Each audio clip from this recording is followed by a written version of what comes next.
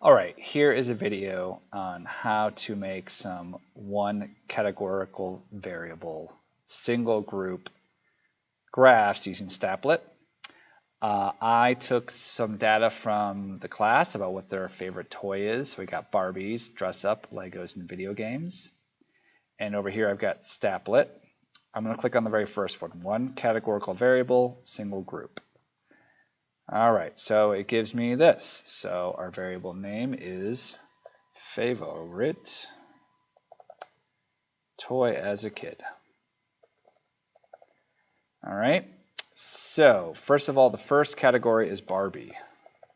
So I'm going to type Barbie, and I count how many Barbies, the frequency of Barbies. There are 4 Barbies, so I put frequency 4. Next is dress up. I count how many dress ups, 1, frequency 1. To get more categories in here, I press this plus button right here because I need 2 more categories. They are Legos. Count the Legos. 1, 2, 3, 4, 5, 6 Legos. And then video games. Video games. 1, 2, 3. So there's 3 video games. Okay, so all my data is in here. I can click Begin Analysis.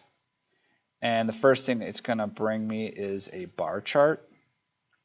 At the bottom, it's going to give me summary statistics. Mostly, it's just going to calculate the total and the relative frequency of all this stuff.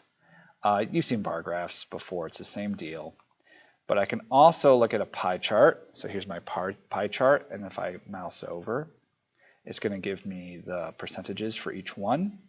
And a segmented bar chart. Which, favorite toy as a kid, and then it sort of breaks it into little segments based on the frequency of each response. So that's how you make those graphs if I'm looking at just a single variable, one group, and its categorical data.